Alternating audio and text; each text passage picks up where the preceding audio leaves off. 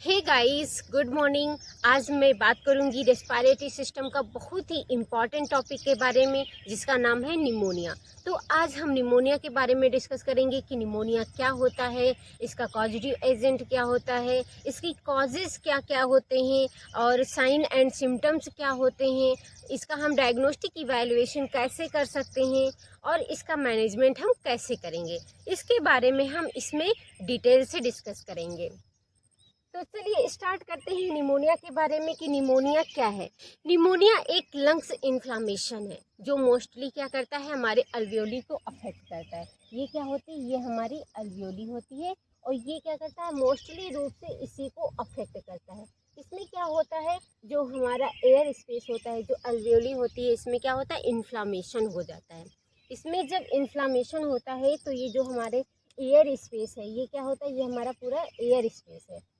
तो air space क्या होगा, कम हो जाएगा। जब एयर स्पेस कम होगा तो इसमें क्या होगा, म्यूकस यहाँ पे साइड साइड में हमारा इन्फ्लामेशन हो जाता है, जिसके कारण क्या होता है, म्यूकस इकट्ठा होने लगता है। यहाँ पे म्यूकस कलेक्ट हो जाता है, जिसकी वजह से क्या होता है, जो एयर की, जो इन्वायरमेंट की एयर होती है, उसको इनहेल करने में और एक्सहेल करने में प्रॉब्लम होती है, डिफ़िकल्टी होने लगती है।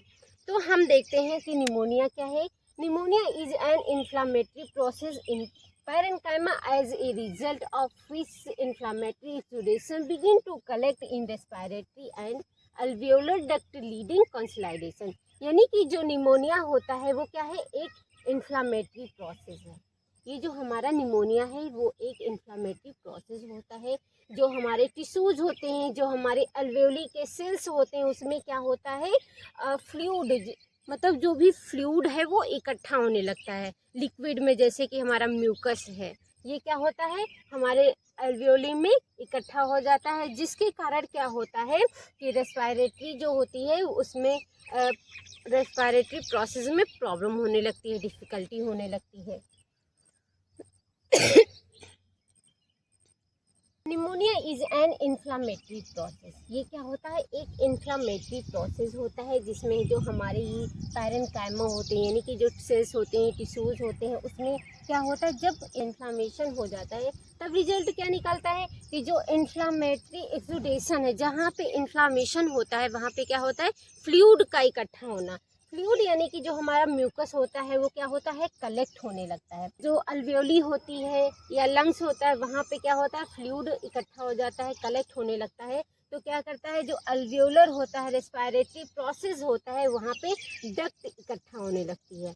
डक्ट जब इकट्ठा हो जाती है हमारे अल्वेओली के अंदर, ये जैसे कि हमारी अल्वेओली है और इसमें ये क्या है, यहाँ पे ये हमारा म्यूकस है, ये यहाँ पे म्यूकस भरने लगा, जैसे कि ये हमारा क्या है, ये म्यूकस भरने लगा है।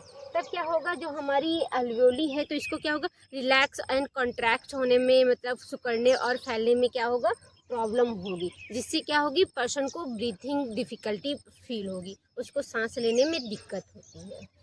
तो अब हम देखते हैं कि इसके कॉजेज़ क्या क्या होते हैं, कि किसकी वजह से निमोनिया कॉज कर जाता है।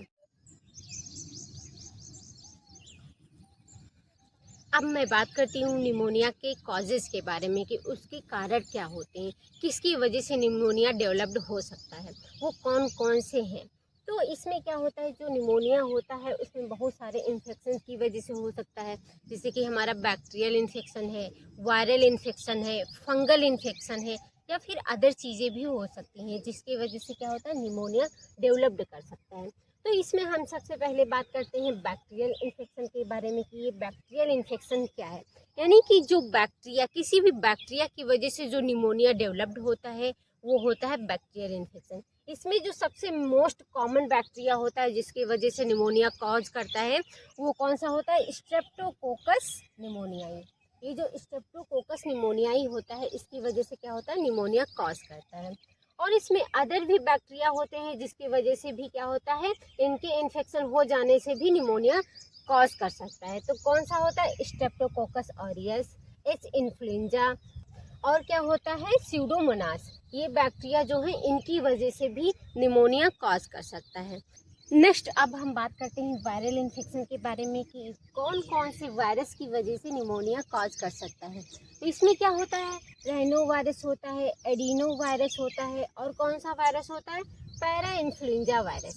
इन वायरस की वजह से क्या होता है, निमोनिया डेवलप्ड हो सकता है, कॉज कर सकता है। और कुछ हमारे क्या है, फंगल इन्फेक्शंस हैं, उनकी वजह से भी निमोनिया कॉज करता है, जैसे कैंडिडियासिस होता है, हिस्टोप्लाज्मोसिस होता है, और क्या होता है, पेगलेस होता है। ये जो बैक्टीरिया होते हैं, ये सारे बैक्टीरिया या ये सारे फंगल इन्फेक्शन जो होता है, इनकी वजह से भी निमोनिया कॉज कर सकता है। आज हम बात करते हैं निमोनिया के साइन एंड सिम्टम्स के बारे में कि इसके क्लिनिकल मैनिफेस्टेशन क्या होते हैं। साइन एंड सिम्टम्स का दूसरा नाम क्या होता है, क्लिनिकल मैनिफेस्टेशन, मतलब उसके क्या लक्षण होते हैं। तो सबसे पहले क्या होता है, प्लूरेटिक पेन, यानी कि जो हमारा लंग्स होता है, ये क्या है, ये हमारा लंग्स है, और ये लंग्स की जो ये आउटर साइड ये पूरी ये होती है, जिसमें ये लंग्स होते हैं, उसको क्या बोलते हैं, प्लूरल कैविटी, उसको बोलते हैं प्लूरल कैविटी। जब ये जो प्लूरल होती है, ये लंग्स की प्लूरल कैविटी होती है, उसमें क्या होता है, फ्लूइड फिल हो जाता है। ठीक, इस वाली कैविटी में क्या होता है, पेन होने लगता है, तो उसको बोलते हैं निमोनिया। नेक्स्ट क्या आता है, डेस्पर्मिया। डेस्पर्मिया में क्या होता है कि ब्रीदिंग में डिफिकल्टी होना। जब हमारी इसके अंदर क्या होते हैं, बहुत सारे अल्वियोली होती हैं, जो अल्विलाई होती हैं वो बहुत सारी होती हैं इसके अंदर।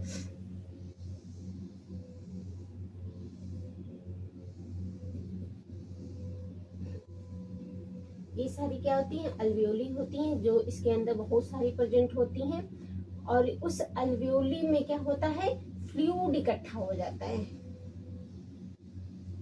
फ्लूइड यानी कि जो हमारा क्या होता है, म्यूकस, वो सारा इकट्ठा हो जाता है। ये हमारी क्या होती है, एक सिंगल अल्वियोली। ये क्या है, ये सिंगल अल्वियोली है। इसके अंदर क्या होता है, फ्लूइड, ये जो होता है इसके अंदर फ्लूइड इकट्ठा हो जाता है। ये ऐसे इसमें फ्लूइड इकट्ठा हो जाता है, और क्या होता है, अल्वियोली के अंदर ये साइड साइड पूरा म्यूकस हो जाता है, इन्फ्लामेशन हो जाता है, जिसको बोलते हैं निमोनिया।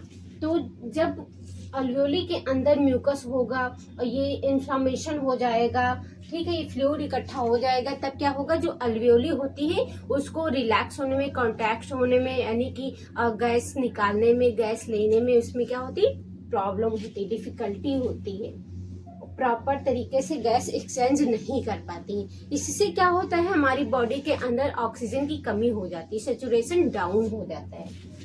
और क्या देखने को मिलता है इसके अंदर, निमोनिया के अंदर स्पुटम प्रोडक्शन, यानी कि जब अल्वियोली के अंदर इन्फ्लामेशन होता है, जब इन्फ्लामेशन होगा तो क्या होगा, म्यूकस का प्रोडक्शन होता है, बहुत ज्यादा म्यूकस फिल हो जाता है हमारे अल्वियोली के अंदर। और क्या, ये कफ तो अभी बता दिए कि हाँ, कफ देखने को मिलेगा। Next, rapid pulse. Rapid pulse क्यों होता है, क्योंकि हमारे बॉडी के अंदर ऑक्सीजन कम होता है, और जब ऑक्सीजन कम होता है तो हमारा हार्ट क्या करता है, पूरी बॉडी को ऑक्सीजन पहुंचाने की कोशिश करता है। इसलिए क्या होता है, जो हार्ट है वो रैपिड फास्ट वर्क करने लगता है, ताकि हमारे जो वाइटल ऑर्गन है उनको बचाया जा सके। नेक्स्ट हम बात करते हैं चेस्ट साउंड की। इसके अंदर क्या होता है, निमोनिया के अंदर चेस्ट साउंड आता है, और आता है क्या होता है, इंक्रीज रेस्पिरेटरी रेट। जब निमोनिया होगा, कफ प्रोडक्शन होगा, ऑक्सीजन की कमी होगी, तो जो हमारा ब्रेन है वो संकेत करेगा कि जो रेस्पिरेशन रेट है उसको इंक्रीज कर दो, कि बॉडी के अंदर ऑक्सीजन की कमी हो रही है। ये सारे सिम्टम्स देखने को मिलते हैं, और भी बहुत सारे सिम्टम्स होते हैं। जब ऑक्सीजन की कमी होगी तो हमारे बॉडी के अंदर वीकनेस होगा, थकावट सा फील होगा, पेल स्किन हो जाएगी, ब्लूइश कलरेशन भी हो सकता है। ये सारे सिम्टम्स निमोनिया के अंदर देखने को मिलते हैं। नेक्स्ट अब हम देखते हैं निमोनिया के टाइप्स के बारे में, कि निमोनिया के टाइप्स कितने प्रकार के होते हैं। तो निमोनिया के 4 टाइप्स होते हैं। कितने होते हैं, 4 टाइप्स होते हैं निमोनिया के।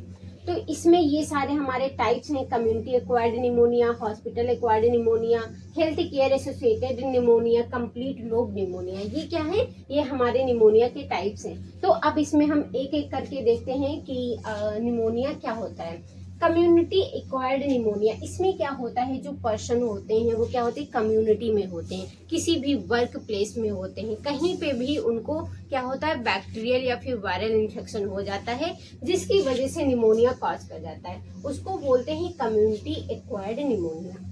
नेक्स्ट हम सेकंड नंबर की बात करते हैं कि हॉस्पिटल एक्वायर्ड निमोनिया क्या होता है।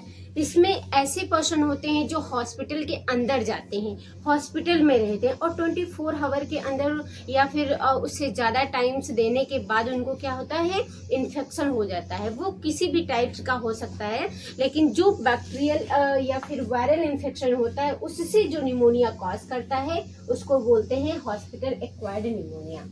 नेक्स्ट हम बात करते हैं थर्ड नंबर की, हेल्थ केयर एसोसिएटेड निमोनिया। इसमें क्या होता है कि जो पर्सन होते हैं जैसे हेल्थ केयर प्रोवाइड करने वाले होते हैं हॉस्पिटल के अंदर या कहीं पे भी जो हेल्थ केयर प्रोवाइड करते हैं, उनसे जो निमोनिया होता है उसको बोलते हैं हेल्थ केयर एसोसिएटेड निमोनिया। इसमें 4 टाइप्स और होते हैं। टाइप्स कौन कौन से होते हैं? तो सबसे पहला आता है सेगमेंटल निमोनिया। क्या आता है? Segmental pneumonia. और सेकेंड नंबर पे आता है बाइलेटरल निमोनिया।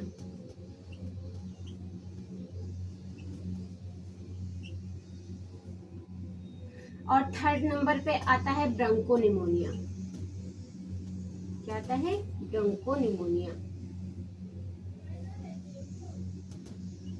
और फोर्थ नंबर पे आता है हमारा, क्या चीज आता है? Global pneumonia. क्या आता है? Global pneumonia. तो ये सारे हमारे क्या हैं, हेल्थ केयर एसोसिएटेड निमोनिया के टाइप्स हैं। इसमें क्या होता है, जो ये हमारा सेगमेंटल निमोनिया होता है, इसके अंदर क्या होता है, किसी एक स्मॉल, जो हमारा लंग्स होता है उसके अंदर एक स्मॉल पार्ट को अफेक्ट करता है। बाइलेटरल निमोनिया क्या होता है, इसके अंदर जो निमोनिया होता है, जो हमारा इन्फेक्शन होता है, वो दोनों लंग्स को अफेक्ट करता है। और थर्ड नंबर की बात करें कि हमारे ब्रोंको निमोनिया क्या होता है, जो हमारे ब्रोंकोज होते हैं, जो हमारे ब्रांचेस होती हैं और जो अल्वियोली होती है, उनको भी क्या करता है, अफेक्ट कर देता है।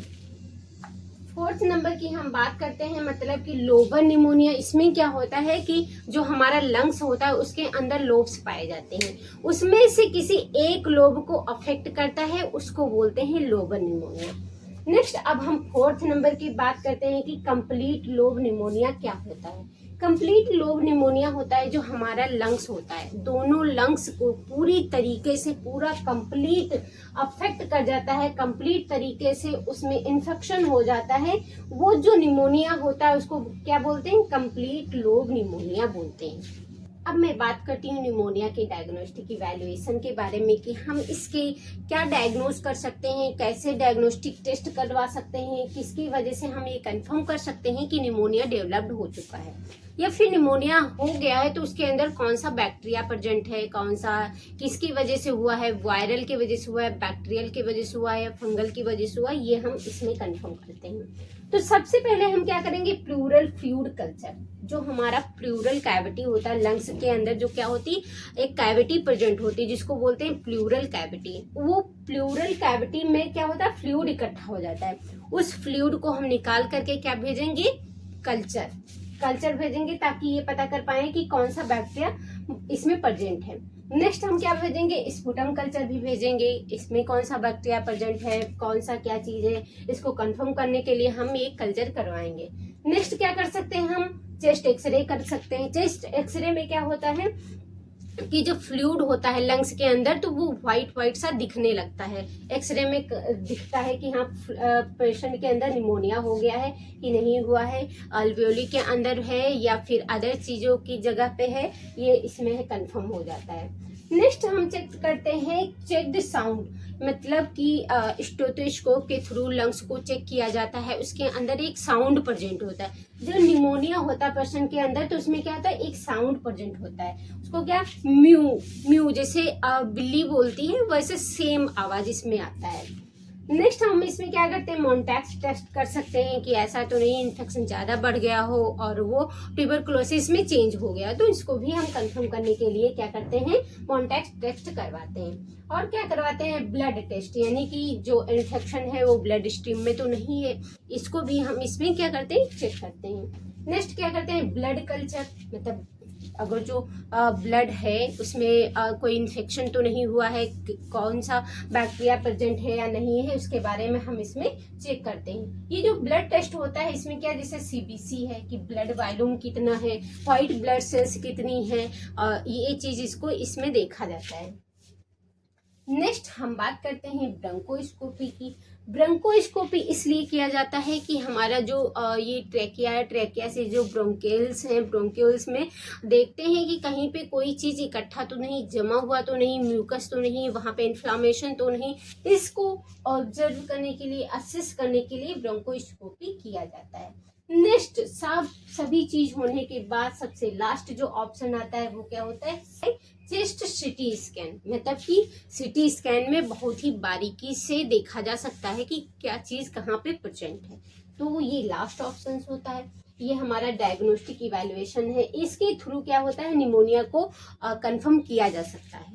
अब हम देखते हैं निमोनिया के मेडिकल मैनेजमेंट के बारे में कि हम निमोनिया को कैसे मैनेज कर सकते हैं, कैसे उसको प्रिवेंट कर सकते हैं। तो सबसे पहले हम देखते हैं इसमें क्या होता है कि निमोनिया बाय वैक्सीनेशन, मतलब उसको प्रिवेंट करने के लिए क्या होता है, हम निमोनिया का वैक्सीनेशन देंगे। और क्या करते हैं, अगर जो हमने अभी डायग्नोस्टिक इवैल्यूएशन करवाया, उसमें जो टेस्ट करवाए उसमें कोई भी बैक्टीरिया प्रेजेंट है तो हम क्या करेंगे, एंटीबायोटिक यूज करेंगे। तो वो एंटीबायोटिक्स कौन कौन सी होती हैं, एरिथ्रोमाइसिन होती है, सेफ्ट्रिक्सोन मेडिसिन होती है, एपिसिलिन होती है, और क्या होती है, एमिकासिन होती है। ये जो ड्रग्स होती हैं वो एंटीबायोटिक्स हैं और ये हम निमोनिया में यूज कर सकते हैं।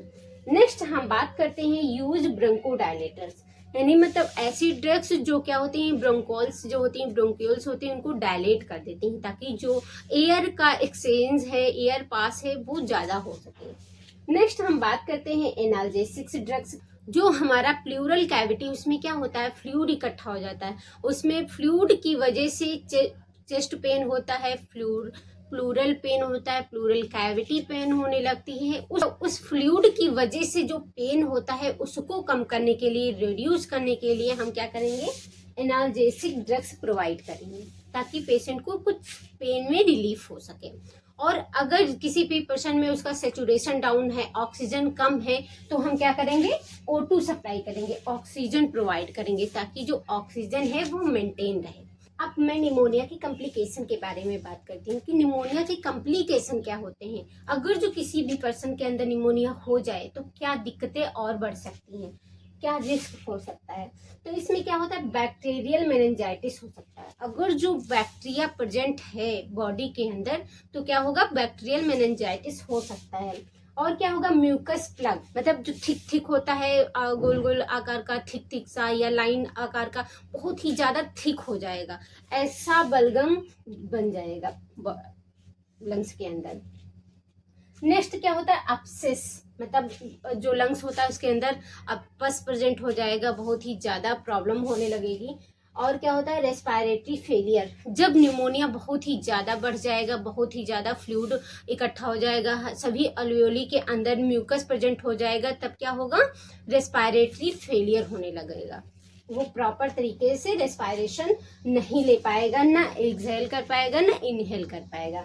और क्या होता है, प्लूरल इफ्यूजन, इसमें प्लूरल इफ्यूजन हो जाएगा। और क्या होंगे, कोलैप्स लंग, जो लंग्स होते हैं वो क्या होंगे, कोलैप्स हो जाएंगे, इकट्ठा हो जाएंगे, बिल्कुल सिकुड़ जाएंगे। और उसमें क्या होगा, रेस्पिरेशन प्रोसेस जो होता है वो नहीं हो पाएगी। इससे क्या होगी, पेशेंट की मृत्यु हो जाएगी, डेथ हो जाएगी। Thank you. आई होप आप सभी लोगों को ये टॉपिक बहुत ही अच्छे से समझ में आ गया होगा कि निमोनिया क्या है, निमोनिया कैसे होता है, इसके बारे में हम इसमें डिटेल से डिस्कस किए हैं। Thank you.